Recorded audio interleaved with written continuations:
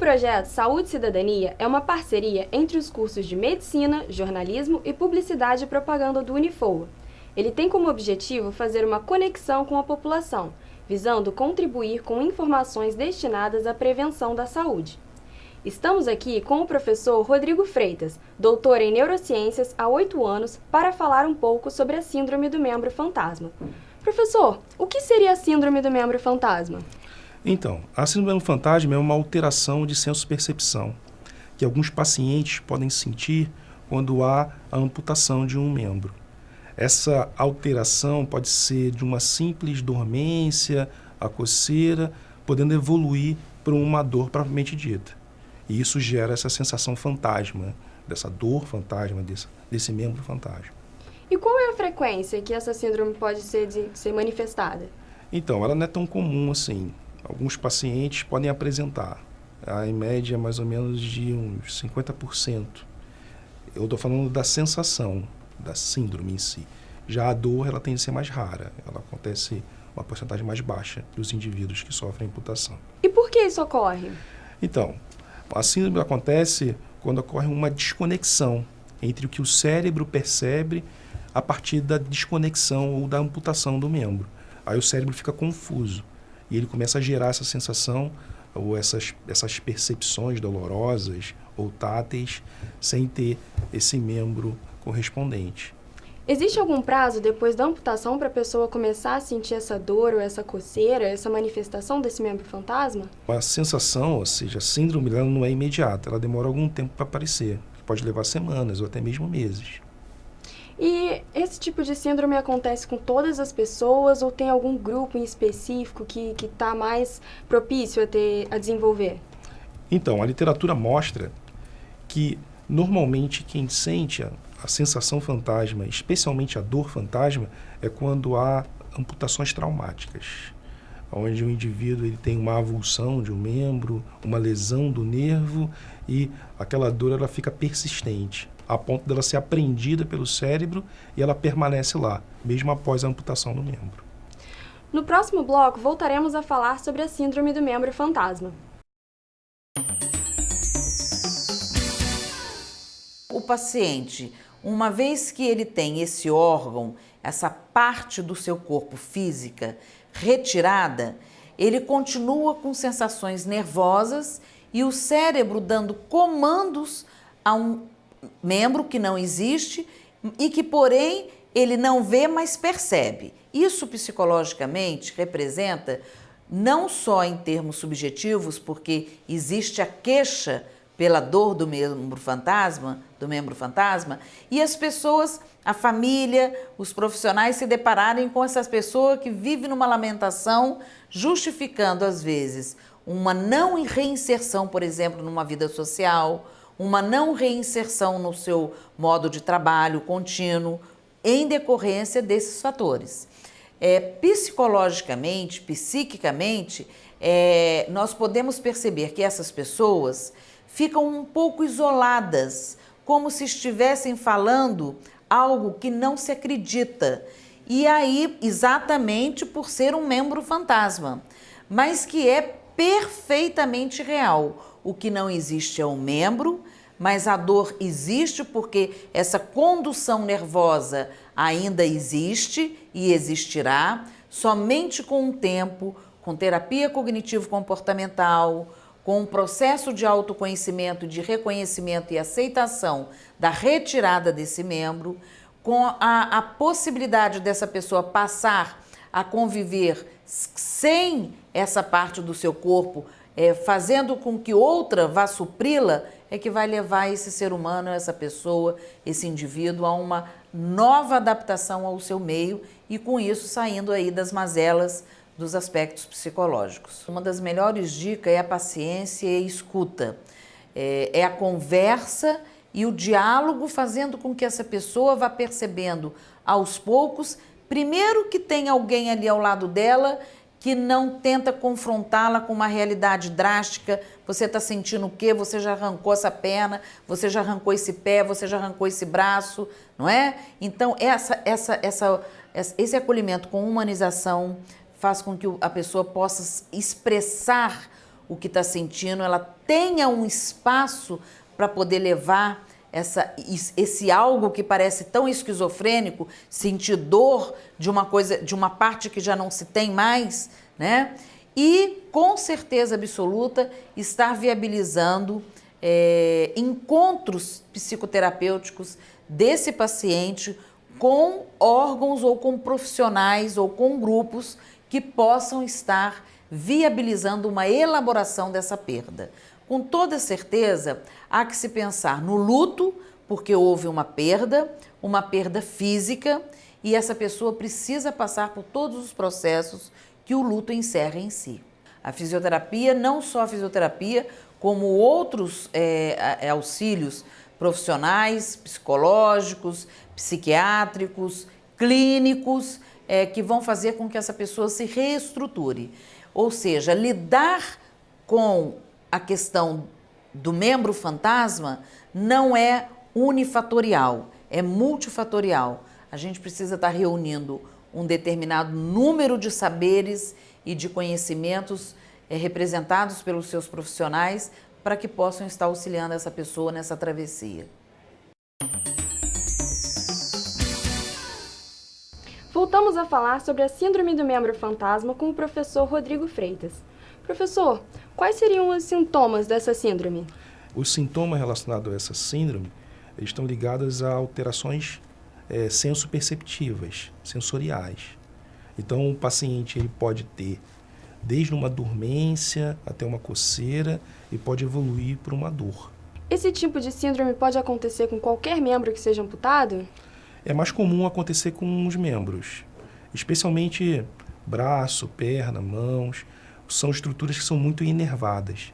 Então, quanto mais inervação tem, é mais mais provável acontecer esse tipo de alteração.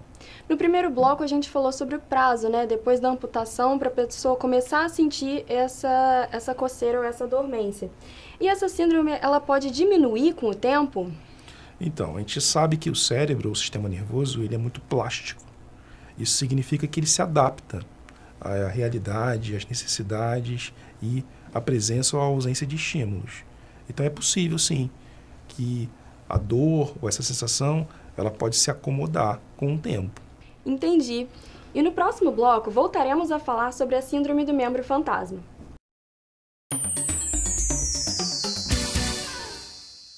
Eu me chamo Fábio Luiz de Souza Silva.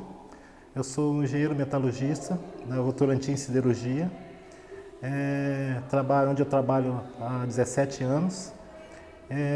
Há 4 anos atrás eu tive uma trombose, a qual me levou a uma necessidade de uma cirurgia para a amputação do membro inferior esquerdo.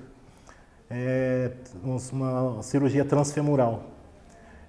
Nesse interim, eu tive, após a ocorrência desse fato, eu tive a colaboração da fisioterapeuta Cleise para me ajudar na recuperação dos movimentos, né? Então, ela me ajudou nesse todo esse processo e durante esse processo eu tive alguns problemas com relação à dor fantasma, que é o motivo dessa entrevista, desse papo aqui nosso. Nesse processo eu sentia uma dor que gerava incômodo até para dormir, eu não conseguia dormir. Eu imaginava, quer dizer, acontecia como se eu tivesse o meu pé ainda, minha perna esquerda toda, né, inteira. E isso gerava problema, gerava uma dor que eu não existia, mas eu sentia todo o processo de como se eu tivesse a minha perna ainda. Isso tinha tratamento, o médico recomendou-me tomar um remédio chamado Lírica, que me ajudou nesse processo também. Mas os exercícios fisioterápicos com a Cleise também me ajudaram bastante. Que era uma sensação, era psicológica também, né? Essa dor é psicológica, então geravam esses problemas. E é coisa que eu não tinha controle, não tinha domínio sobre ela. Então, todo esse processo de recuperação através de fisioterapia me ajudou bastante. E mais esse remédio Lírica. Então, basicamente foi esse processo. Junto com essa ocorrência, eu tive também que fazer uma cirurgia de hérnia de disco. que também me gerou, aí já não era dor fantasma, que era uma dor isquêmica mesmo na perna direita. Então todo esse processo agravava ainda mais a minha condição física, né? No processo de recuperação. Quando eu comecei a utilizar a prótese, praticamente já não tinha mais a dor fantasma, que foi todo um processo preventivo que eu tive que fazer para justamente quando fosse utilizar a prótese não sentisse mais. As dores ocorriam intermitentes, eu não tinha controle sobre elas, né? Então era imprevisto as ocorrências dela. E às vezes era durante o sono, aí eu acordava, estando acordado também eu sentia, e é uma dor que não tem explicação para ter essa ocorrência, porque o membro já não existia. Então acontecia e isso era terrível. Em relação à dor do membro fantasma, um ponto importante até para a gente poder iniciar a fisioterapia é que o coto ele não pode ter nenhum tipo de ferida. Então a cicatrização ela tem que estar perfeita para a gente começar o trabalho de dessensibilização, né? E que é isso que vai ajudar o paciente a perder ou ter uma diminuição dessa sensação do membro fantasma. Dentro da fisioterapia, a gente aborda através de texturas. Então, a gente utiliza vários tipos de texturas para trabalhar o paciente, como escovas de diversas texturas, né? Desde a mais fina até a mais grossa. A gente pode utilizar bolinhas e técnicas manuais como o taping, né? Que seriam tapas que nós poderíamos dar ao redor do coto. Alguns pacientes, dependendo de como esteja essa dor fantasma, ele realmente vai ter um incômodo muito grande e até no momento da gente fazer esse trabalho fisioterápico, tem paciente que chega a pular, chega até a gritar de dor.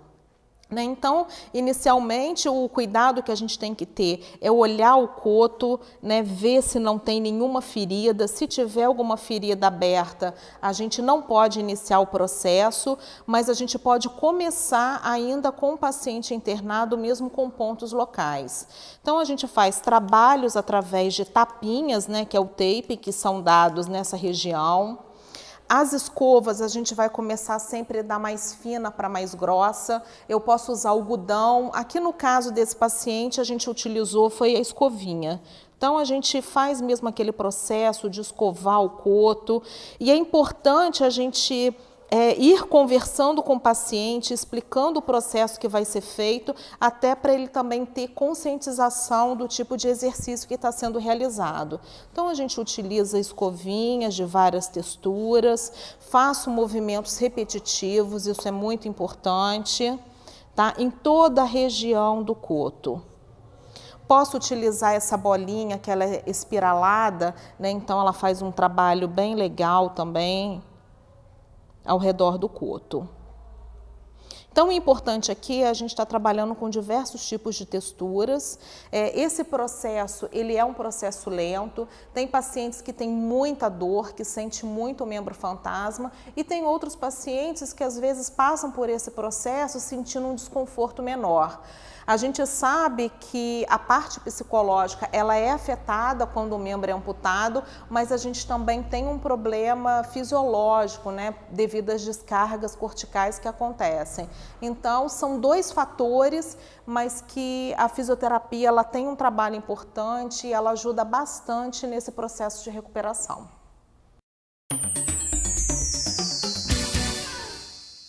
Voltamos a falar sobre a síndrome do membro fantasma com o professor Rodrigo Freitas. Professor, quais seriam os tratamentos para essa síndrome? Então, o tratamento para síndrome ele tem várias possibilidades. Ela é bem problemática quando ela evolui para dor fantasma. Isso atrapalha muito a qualidade de vida do paciente. Então, o tratamento ele pode ser medicamentoso e também pode ser associado à parte psicoterápica. O senhor falou sobre a qualidade de vida para o paciente. E quais seriam esses transtornos para a vida do paciente? Então, imagina como pode ser difícil para a vida de uma pessoa que já perdeu um membro. E, além disso, ela sente dor naquele membro que não existe mais. Por isso que vem a ideia da dor fantasma. Então, ela se sente de alguma forma acuada e estranha. Ela fala para as pessoas que está sentindo dor, e, na verdade, aquela estrutura não está lá. E isso gera até ela pode evoluir para uma depressão, onde o indivíduo ele fica muito preso, muito entristecido em cima desse tipo de sensação, que é muito ruim, né? E o senhor falou também da evolução para a dor. Como seria esse tratamento? Seria através de medicamentos, analgésicos? Como que funcionaria isso? Então, a dor, como ela não está acontecendo naquele membro, porque ele não existe mais, porque ele foi perdido, ela é basicamente construída no cérebro, na mente. Então, o uso de analgésicos comuns não tem um efeito muito prático. Por isso que o tratamento ele evolui nesse ponto. Em muitas situações pode-se usar próteses funcionais que vão imitar aquele membro que foi perdido. Essas próteses elas têm, por exemplo, um dispositivo que emite choques elétricos, pequenos choques elétricos, pequenos estímulos elétricos que vão fazer o cérebro reconectar com aquela prótese e pensar que é um membro original. Isso pode diminuir essa sensação fantasma e essa dor principalmente. Ou então pode até ser usado antidepressivos, que são medicamentos que têm um efeito no cérebro de reorganizá-lo. Isso permite estabelecer essas novas conexões. E isso pode diminuir essa sensação dolorosa. E associado a esse processo, pode ter a psicoterapia ou então a chamada caixa de espelho. O que seria essa caixa de espelho? O paciente ele usaria um espelho para refletir o braço, por exemplo, que não esteja amputado. E quando ele olha o reflexo, ele consegue mexer a mão, né, imaginária. E isso, de alguma forma, o cérebro entende como que o sistema foi restabelecido. Aí a tendência também da dor é diminuir. Mas, como eu falei, isso não acontece de uma hora para outra. Precisa um treino, é um processo lento, É um que pode tratamento de longa levar duração, né? meses até para o paciente começar a perder esse incômodo relacionado à dor, principalmente. Esse problema ele pode ser 100% resolvido ou não? Eu não diria 100%, né? Na ciência é difícil você falar que as coisas são assim 100%, especialmente na parte da saúde. Mas ele pode ser controlado ou estabilizado. Como eu falei, a ideia é trazer qualidade de vida para um paciente. Aquilo deixar de ser um incômodo, deixar de ser alguma coisa que atrapalhe ele na convivência diária e se torna algo que é mais suportável. Aí ele vai conseguir ficar bem. Muito obrigada, então, pelas suas explicações, professor. O Saúde e Cidadania fica por aqui. Até a próxima!